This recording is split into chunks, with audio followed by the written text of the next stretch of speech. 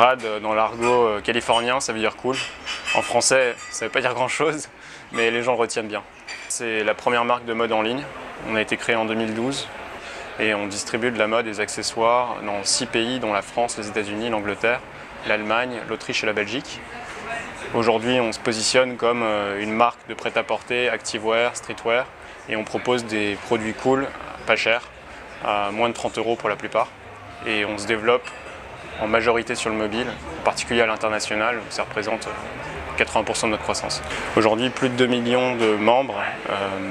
En termes de clients, ça représente à peu près la moitié de ce chiffre. Et on a une croissance régulière, en particulier dans tous les pays qu'on ouvre, à la fois côté Asie, côté États-Unis, côté Europe. Rad est né sur les réseaux sociaux. Le marketing aujourd'hui, c'est principalement du mobile, principalement les réseaux sociaux. On s'intéresse beaucoup aux réseaux sociaux natifs mobiles comme Instagram, comme Twitter. Et on cherche vraiment à innover dans des formats toujours plus natifs, moins intrusifs. On investit beaucoup dans les contenus visuels, dans la photographie. On essaie de proposer des choses sympas à nos clients. Le mobile, pour Rad aujourd'hui, c'est 60% du trafic, quasiment 50% du chiffre d'affaires. Il y a eu une prise de conscience chez nous en début d'année, en janvier, quand pour la première fois on avait plus de trafic de mobile que de trafic desktop et qu'on voyait les choses évoluer dans ce sens-là. On a passé une année entière à développer une application Android, une web app indépendante et une application iPhone. Aujourd'hui, on a ces 3 assets et on investit massivement dessus. On pense que c'est le moyen le plus naturel aujourd'hui de faire découvrir notre marque et de proposer une expérience d'achat qui soit vraiment sympa. La définition pour nous du shopping, ça doit être quelque chose de facile, simple et sans friction. Et les applications nous permettent vraiment d'arriver à cet objectif. On a lancé nos applications il y a 2 mois. Du coup, c'est un peu tôt pour communiquer sur des chiffres. En revanche, ce qu'on peut dire, c'est que le taux de conversion est 3 fois supérieur sur les applications comparé au web et au web mobile. C'est colossal. J'aime beaucoup repréciser, parce qu'on ne l'entend pas assez souvent, quand on parle de mobile et quand on parle d'application, on ne parle pas de visiteur, on parle d'utilisateur. Un utilisateur, c'est quelqu'un qui fait l'effort de télécharger votre application et on se doit de lui proposer une expérience parfaite et on se doit de se projeter sur le long terme dans la relation avec cet utilisateur.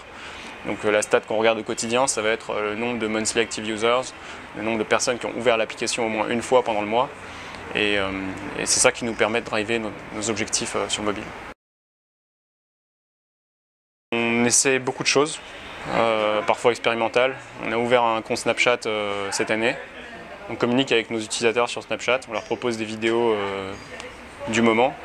Je pense que notre réseau social favori en ce moment, ça serait Instagram. C'est le réseau social préféré des marques.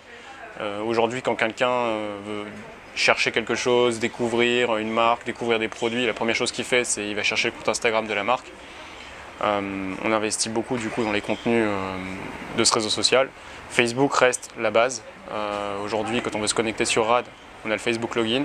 En 2 clics, on est connecté et on permet à la fois à Rad de proposer une expérience qui soit vraiment en adéquation avec l'utilisateur et on n'a plus de friction à se connecter à une application.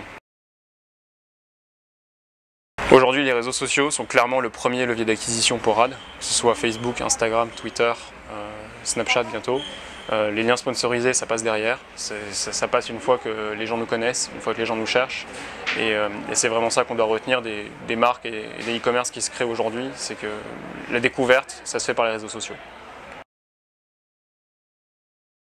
On se positionne sur le prêt-à-porter.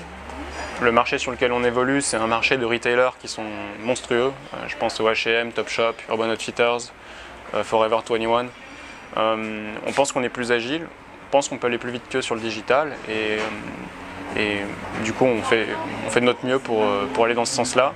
Le mobile est notre canal de croissance le plus important et nous permet d'aller plus vite à l'international. Je pense qu'on peut devenir la marque de mode numéro 1 online. Aujourd'hui, on a 1,4 million de followers sur les réseaux sociaux. C'est plus que vente privée et showroom privé réunis. On prend vraiment l'axe d'une marque de mode et pas d'un simple e-commerce. Et c'est ça qui nous permet de faire des choses innovantes, je pense.